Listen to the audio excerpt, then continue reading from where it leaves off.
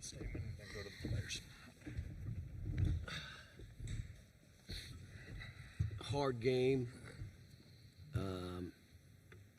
Two teams went at it, slugfest, and, you know, we're all disappointed here, but I told them there's nothing them individually or my team could do to disappoint me because of what they've done this year. So proud of them and proud of these two, but I'm proud of all the guys. Adu tried to play today. Boogie was still not there, but they all wanted to play to try to help their team.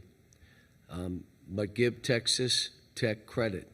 They made plays down the stretch that gave them a chance, and they won the game. We'll open it up to questions for the players.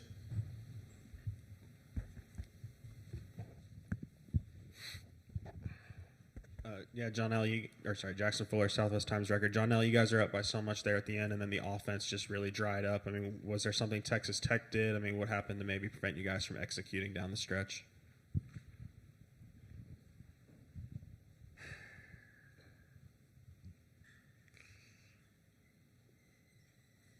You could repeat that again. What did Texas Tech do, or what did you guys maybe struggle with offensively down the stretch?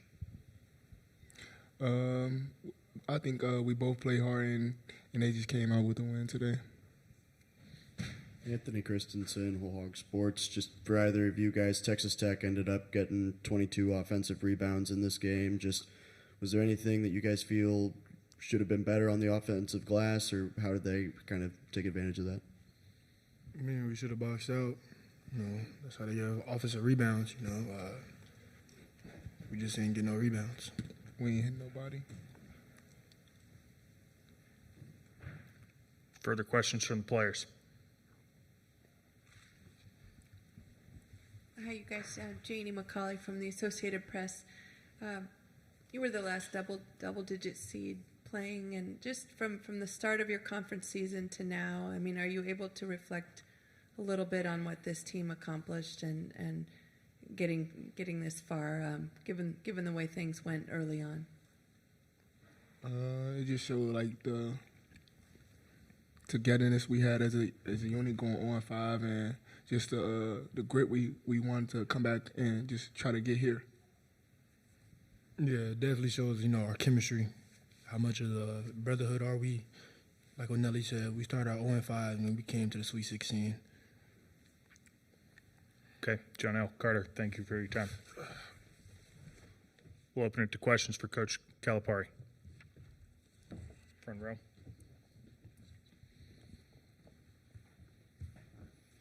Yeah, you've talked a lot about how your first season at Arkansas is going to be a lot about building a foundation and building the culture. Just to reach the Sweet 16 in year one, what do you think that says about the foundation and culture that you've kind of started to build? Well, I come back to a will to win. I mean, like today we gave up a lead, but we did that a bunch this year, up 15, and all of a sudden you turn around, it's a 2-point game. But they had a will to win. And even this game, I mean, TB's 3, I mean, the way we started the half, the way we ended the half, and then the way we executed coming out, some out of bounds. I mean, they did all the right stuff except we didn't rebound. And that was a big difference in this game. But when you talk about how we guarded them, pretty good. And they're a good team. Field goal percentage, 3-point field goal percentage, or free throw percentage. I mean, there was a lot of stuff. It was one of our Achilles heels, that offensive rebounding against us. Last game was 28 offensive rebounds. And, but I'll tell you, I thought TB down the stretch came up with rebounds, and, you know, we missed a free throw that made it a 3-point game. And now you're like, okay, there's 12 seconds, a little too early to foul. The kid that was 1 for 9 makes it, and it was contested. I mean, sometimes that stuff is, you know, stuff that happens in these games. Yeah, kind of the same question I asked for the players for you. I mean, what happened offensively maybe down the stretch? Did Texas Tech do anything, or why do you think you guys dried up a little bit scoring in the last few minutes? Well, we missed a shot and we kicked it out, and there was a new shot clock, and we shot a 3, which again, we had open shots, tried to drive, and took tough shots. We had a couple of those, but to be honest with you, I'll have to think back, but we were trying to run things to maybe drive the ball more. That's what we were doing, and when we did drive it, we looked pretty good. But you're right, we missed some shots, we missed some free throws, or one front end one-on-one.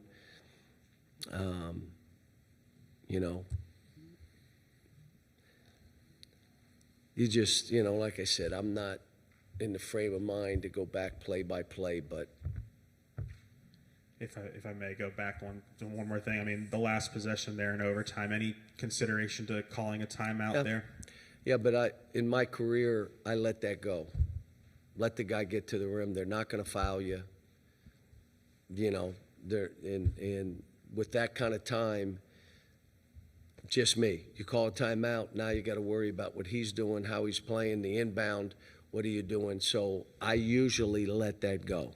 Now, because it ended the way it is, yeah, I wish I would have called a timeout. But 99% of the time, I let that go. Because now I know what they're doing, they know what we're doing. That's why we did it. End of the half, we wanted to go at one guy, and we did. Really, he made a hard bump on DJ that got him kind of off balance on the shot. But, it was what we wanted. John, Nathan Canlett from the Bay Area News Group.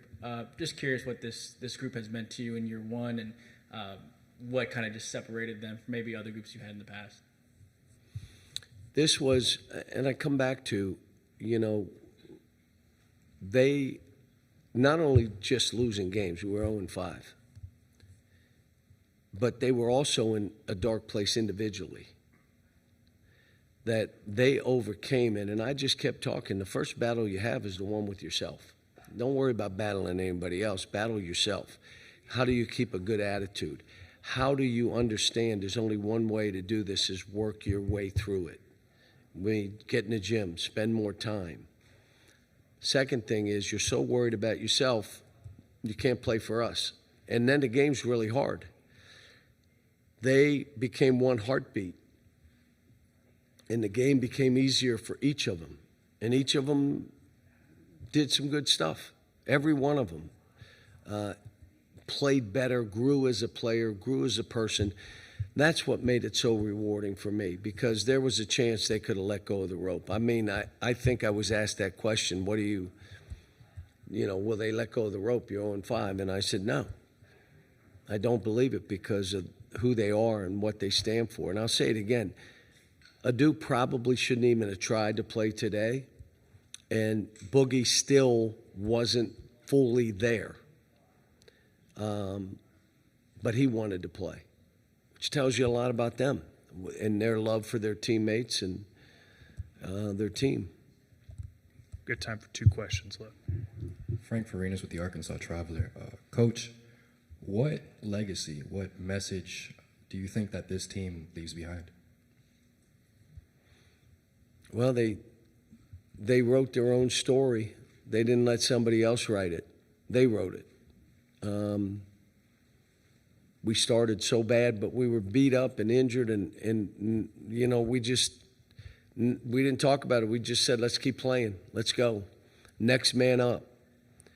And you think about what TB did with the minutes he got. Jonas coming back from injury and now all of a sudden doing what he did. What Billy Richmond did with his minutes. What Karter Knox did with more minutes. And the next man up, they took advantage of it.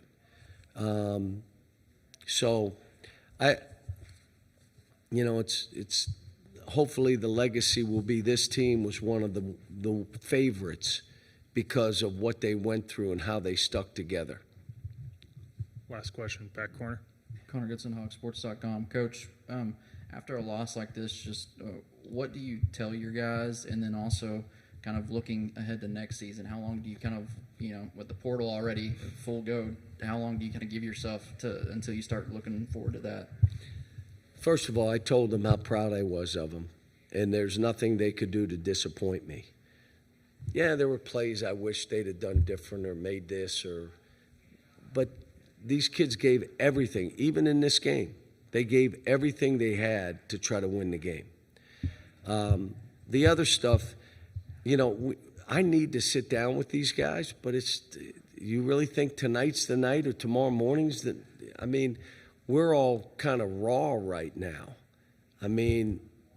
I think they had visions of us continuing to play, and so did I.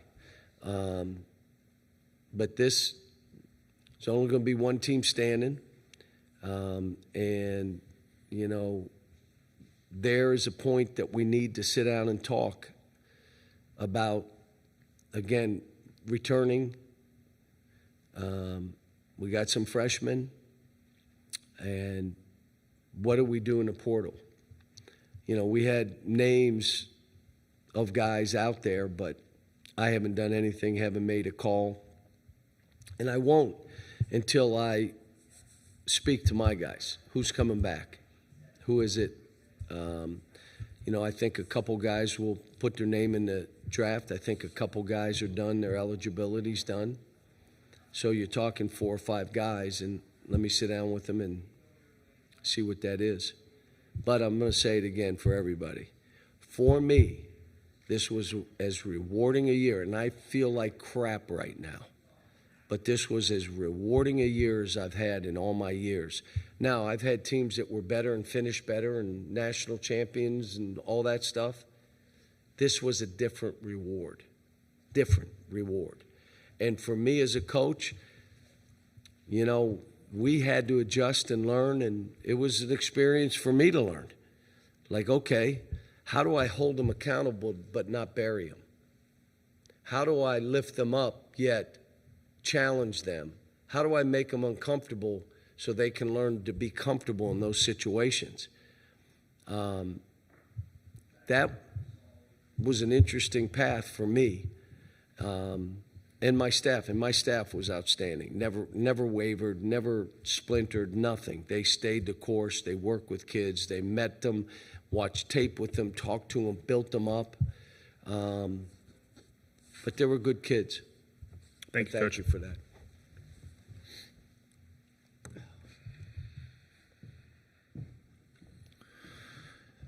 That concludes the press conferences for tonight. A reminder that the workroom closes and the last shuttle leaves Chase Center at 1:30.